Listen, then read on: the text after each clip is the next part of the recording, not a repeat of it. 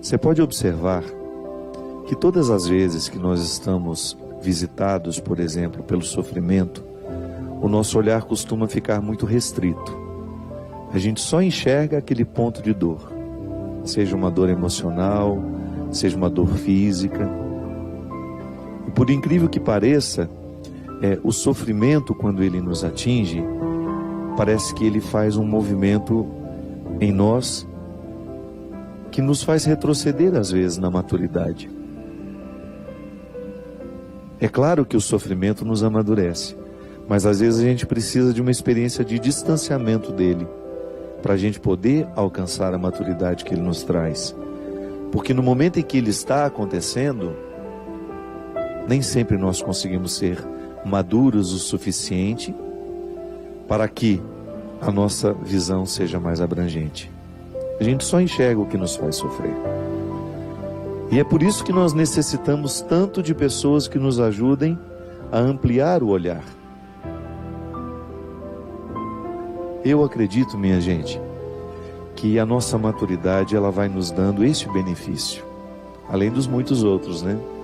Porque nada pode ser mais saudável a nossa vida emocional, a nossa vida espiritual, até mesmo a nossa vida física, que a nossa maturidade.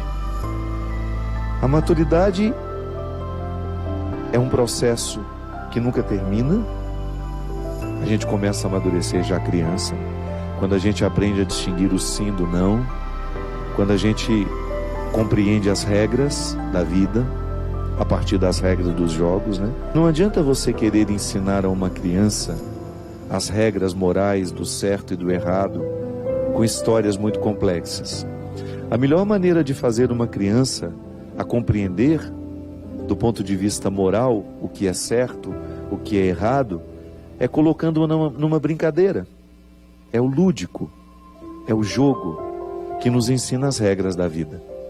Então, quando você põe uma criança para brincar com outras crianças e estabelece regras para aquela brincadeira, isso pode, isso não pode, ela naturalmente vai conquistando essa maturidade, essa capacidade de distinguir o certo do errado. Ela amadurece ali. Então, em algum momento da vida, nós começamos a amadurecer. A gente começou a sair de nós. Porque o que é o amadurecimento?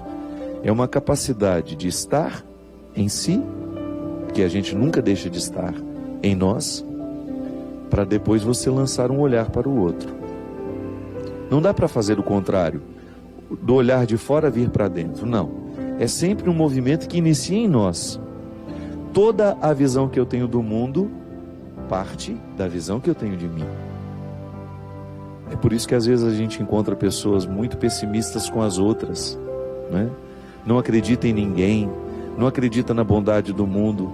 É porque ela não se enxerga uma pessoa boa. Então ela faz uma leitura de si, não encontra muita coisa interessante, aí ela começa a fazer a leitura de todo mundo da mesma forma como ela se lê. Por isso que a gente precisa ter paciência com essas pessoas. O que a gente precisa ensinar e aprender o tempo todo é que o olhar que nós temos sobre nós, ele é determinante no olhar que nós temos sobre os outros. É assim que a gente amadurece, com um olhar particular, íntimo, para dentro, que depois me proporciona olhar os outros também. E as nossas relações humanas, elas vão ficando muito mais saudáveis à medida em que este olhar que me joga para dentro e que depois me devolve para o outro é maduro. Um olhar maduro, por exemplo, ele não se prende ao pouco do que o outro me revela. Porque às vezes nós temos a ilusão de que conhecemos o outro, mas nós só temos algumas pinceladas. O imaturo diz: eu já sei quem é você. O maduro vai dizer: eu sei algumas coisas sobre você, mas eu não sei a totalidade. Você sabe por quê? Nem o outro conseguiu chegar à totalidade do autoconhecimento. Como é que eu vou dizer que já sei tudo sobre o outro, se eu muito pouco sei sobre ele? Nós estamos, por exemplo, numa época em que a gente se comunica com muita facilidade. Então, muito facilmente também a gente tem opiniões sobre as coisas, sobre as pessoas. E muitas vezes ali, no momento em que a gente emite as nossas opiniões, nós não fazemos outra coisa senão demonstrar a nossa imaturidade, a pressa em dizer. É impressionante como hoje nas redes sociais uma pessoa é facilmente crucificada por uma notícia que saiu sobre ela. Uma notícia que nós nem sabemos se corresponde à verdade, porque a notícia pode ser distorcida. Ou então alguém viu um detalhe daquela pessoa e classifica aquela pessoa a partir do detalhe que viu. Isso é imaturidade.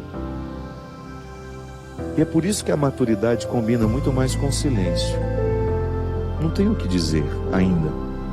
Preciso formatar a minha opinião. E pode ser que eu chegue à conclusão de que eu não tenha condições de dizer nunca alguma coisa sobre aquele fato, por causa dos limites que eu possuo, de não ter conhecido o fato como ele merecia ser conhecido, para que eu tivesse uma opinião sobre ele. Você já imaginou como a gente conviveria melhor se a gente deixasse cair por terra essas pretensões?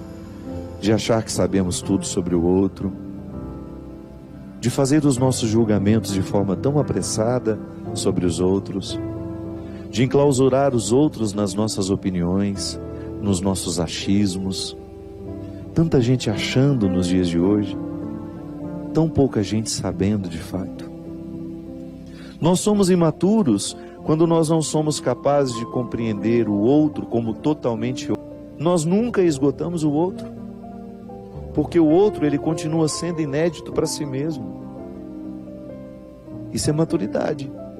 Por exemplo, um casal que não ousa dizer: isso eu já sei de cor. Não sabe. Nós sabemos muito sobre o outro. E quando somos imaturos, nós achamos que aquilo que nós já sabemos já esgotou as possibilidades do outro. Não. Não subestime a capacidade que uma pessoa tem de ser totalmente diferente a partir de um determinado momento da vida, a partir de um determinado fato, de um acontecimento. Então a gente erra menos quando nós enclausuramos o outro nas nossas opiniões e nos nossos achismos. Claro que aquilo que você já sabe sobre o outro é importante. Nós não estamos dizendo que você vai abrir mão disso. Nós só estamos dizendo que a maturidade em nós, ela amplia o nosso olhar, até mesmo para a gente ter condições de dizer: eu não sei tudo sobre ele. Eu sei muito, mas não sei tudo. Porque talvez nem o tudo ele saiba ainda. O tudo de si. A maturidade, ela nos livra do amor de posse. Eu identifico que o outro não é uma extensão minha, ainda que ele seja o meu filho, ainda que ele tenha saído da minha barriga, ainda que ele tenha saído das minhas carnes, ainda que eu tenha dado todos os ossos da sua constituição. O outro não é uma extensão minha. Ele não tem obrigação de viver o que eu quero que ele viva. O outro não é um território para a satisfação daquilo que eu não consegui satisfazer em mim. Ai, como é difícil. Porque em nome do amor nós ficamos imaturos a vida inteira. Pais e mães que não conseguem enxergar os filhos como outros, como totalmente outros. E em nome deste amor de posse, não permitem que a maturidade venha lhe colocar esse doce deleite de permitir que o filho seja quem ele pode ser. Olha, quando nós temos um filho pequeno, nós temos autoridade sobre ele. E a gente peca se a gente não exerce a autoridade. Porque a autoridade é uma proteção que nós podemos oferecer ao filho. Dizer não a um filho no momento em que ele não sabe dizer sozinho é protegê-lo. Escolher por um filho no momento em que ele não pode escolher sozinho porque lhe falta maturidade é um gesto de amor. Mas quando a gente insiste em escolher e em decidir para um filho aquilo que ele já pode decidir sozinho, nós estamos desprotegendo com o nosso desamor, com o nosso excesso. Mas às vezes nós passamos uma vida inteira fazendo isso com os nossos filhos, gerando até mesmo uma infelicidade no coração deles, porque eles, ainda que eles não consigam rebelar-se contra nós, pais, eles vão sacrificando a própria vida para poder agradar pai e mãe e não vivem a vida deles. E os pais ficam enclausurados nas suas imaturidades e nos seus amores de posse. Eu sei que é difícil, mas chega um momento em que você tem que permitir que o seu filho escolha o caminho dele. Maturidade é eu olhar para um filho que eu criei, descobrir que ele decide coisas diferentes da forma como eu decidiria e escolheria, e mesmo assim eu continuar amigo dele. Isso é maturidade. Você permitir que o outro trace as linhas do seu destino, do seu caminho, que ele escolha as pessoas que ele quer. A não ser que você esteja falando de um filho que está viciado e que está trazendo para dentro de casa os bandidos que o corrompem. Aí sim você precisa agir de forma diferente. Se não, se são pessoas de bem, se são pessoas que são apenas diferentes de nós, não é justo da nossa parte, porque estamos enclausurados nas nossas imaturidades. E eu sei que todos nós somos vítimas disso. Às vezes o nosso olhar é muito estreito. Eu acredito que quanto mais Deus entra na nossa vida, mais a gente vai ampliando o nosso olhar. A gente vai olhando para a pessoa, para as situações que envolvem esta pessoa, e a gente vai se sentindo mais próximo dela.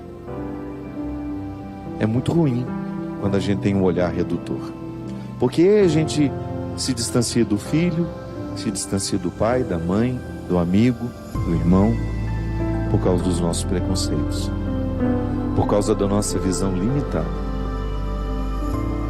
E refletir, minha gente, é a maneira mais eficaz que nós temos de ampliar o mundo.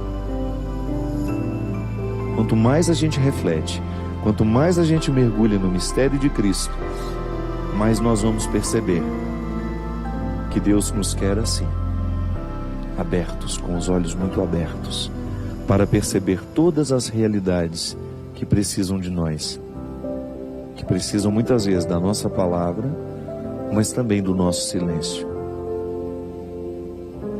Um Deus que muda o nosso jeito de ser gente, porque senão a nossa religião não serve para nada. Um Deus que modifica o nosso jeito de ser pai, que nos ajuda a trazer para perto esse filho que nós ficamos expulsando com os nossos excessos de regras, ou esse filho que nós estamos perdendo pela falta de regras. Um Deus que nos equilibra, que nos põe nessa responsabilidade bonita de fazer o que precisamos fazer, de amar o que precisamos amar, de dizer o que precisamos dizer. Obrigado pela sua companhia, obrigado pela oportunidade de estar com vocês. Peço que Deus nos abençoe, que derrame sobre mim, sobre você, sobre a sua casa, sobre a sua família, a bênção e a proteção do céu. Ele que é Pai, Filho e Espírito Santo. Amém.